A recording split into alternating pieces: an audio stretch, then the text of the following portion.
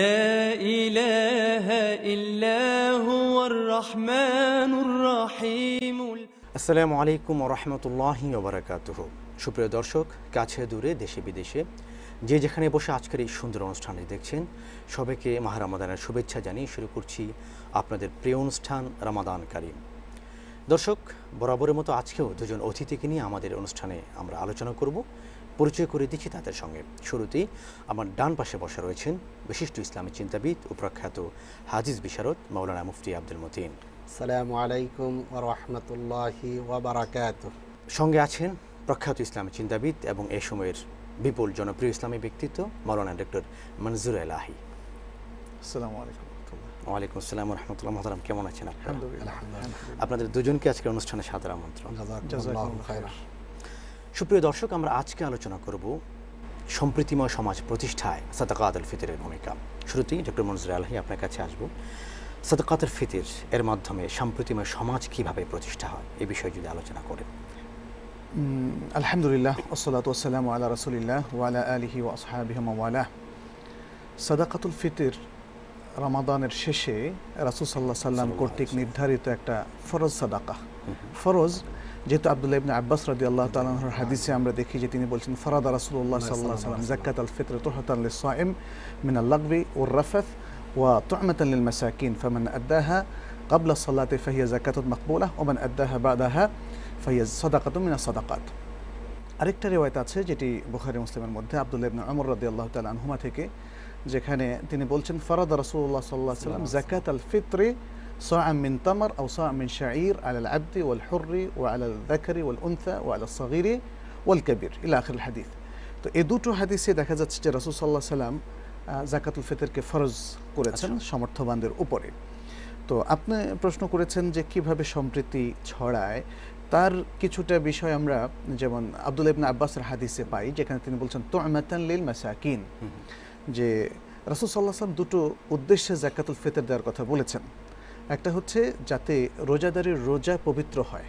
আচ্ছা, রোজা অবস্থায় সে যে ভুলগুলো করেছে, যে ইনডিসেন্ট কাজগুলো তার থেকে বের হয়েছে, সেগুলো থেকে মহান আল্লাহ তাআলা এই সাদাকাতুল ফিতর দেওয়ার মাধ্যমে তার রোজাকে একদম পিওর, নির্ভেজাল করে দেন, মানে সমস্যাগুলো কাটিয়ে একদম শুদ্ধ করে নেন। এটা হচ্ছে আল্লাহ তাআলার দেয়া একটা ব্যবস্থাপনা এবং একটি অনন্য নিয়ামতও বটে। কোনো সন্দেহ নেই, যাতে আমাদের আমলটা আল্লাহর কাছে নির্ভেজাল সুন্দরভাবে উপস্থাপিত হয়। আর দ্বিতীয় যে বিষয়টি কারণ হিসেবে উল্লেখ করা হয়েছে, সেটা মিসকিনদের যেন খাবারের ব্যবস্থা করা হয়। এখানেই সম্প্রীতির মূল পয়েন্টটা। কারণ আজকে আমরা যখন এই যে কদিন পরেই ঈদ উদযাপন করতে যাব, এমন এক সময় যখন মুসলিম বিশ্বের বহু জায়গায়, বহু দেশে, বহু গ্রামে গঞ্জে, বহু জনপদে মানুষ দুস্থ, খাবার পাচ্ছে না, তারা নির্যাতিত, এবং ফিলিস্তিনের কথা তো প্রসঙ্গমতো এসেই যায়, যে যেখানে এই পুরো রমজানের শুরু থেকে আমরা লক্ষ্য করছি একটা বর্বর জাতি কিভাবে নিরীহ শিশু এবং মানুষকে কিভাবে হত্যা করছে, অসহায় মানুষকে কিভাবে। আমরা ঈদের আনন্দে লিপ্ত হব, অথচ আমাদের ভাইয়েরা বোনেরা সারা বিশ্ব জুড়ে তারা নানা সমস্যার মধ্যে জর্জরিত। এমনকি বিশাল সংখ্যক কোটি কোটি মানুষ আছে মুসলিমদের মধ্যে কিংবা অন্য সাধারণ মানুষের মধ্যেও যারা খাদ্য পাচ্ছে না। এখানে তু'মাতান লিল মাসাকিন এই কথাটি উচ্চারণ করে আমাদের রাসূল সাল্লাল্লাহু আলাইহি সাল্লাম মূলত আসলে সেই সম্প্রীতির কথা মনে করিয়ে দিয়েছেন, যেটি সহিহ মুসলিমের মধ্যে এসেছে আরেকটি রিওয়ায়াতে।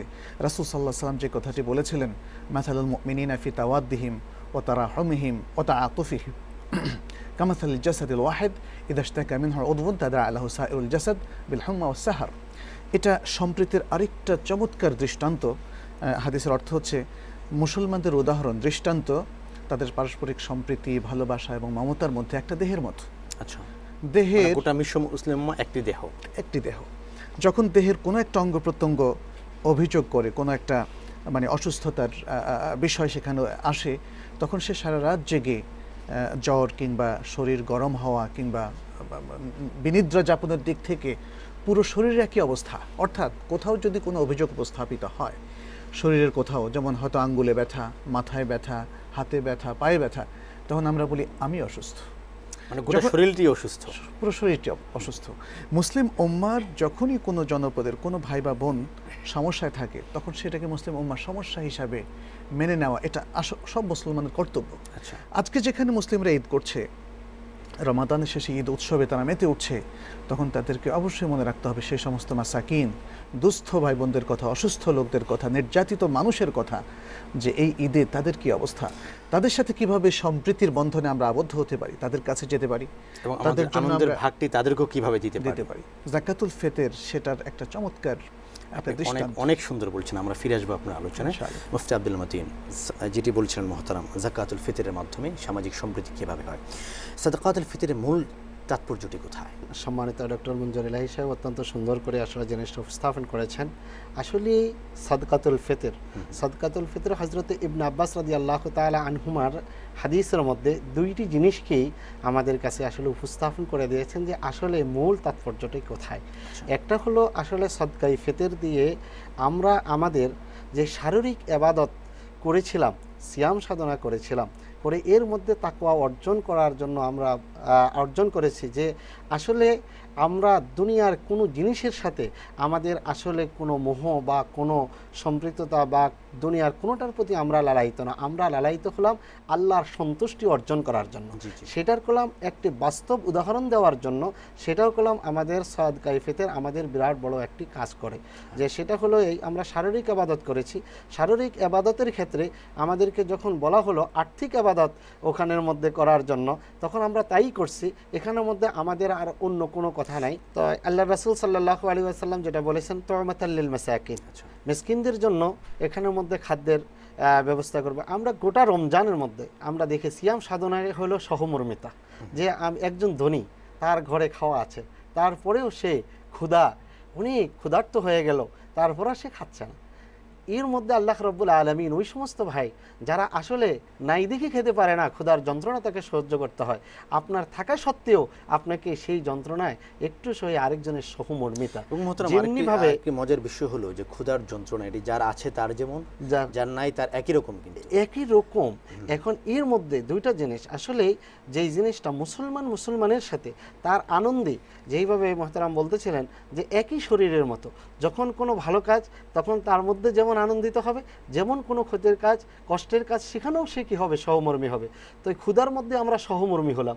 এখন ঈদ উদযাপন যখন একটি আনন্দ, যখন একটি উৎসব, যখন একটি আমার ভালো কাজ, সেখানেও আমি আমার ওই সমস্ত ভাই যারা এটাকে উদযাপন করতে পারে না, তাকে আমার আনন্দের সাথে আমি সেখানের মধ্যে অংশীদার করে দিলাম। ধন্যবাদ আপনাকে খুব সুন্দর করে বলার জন্য বিষয়টি।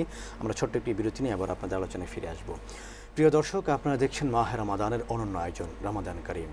অনুষ্ঠানের পর্যায়ে নিচ্ছি ছোট্ট একটি বিরতি, একটু পরে ফিরবো, আমাদের সঙ্গে থাকুন। লা ইলাহা ইল্লা হুয়ার রহমানুর রহিম।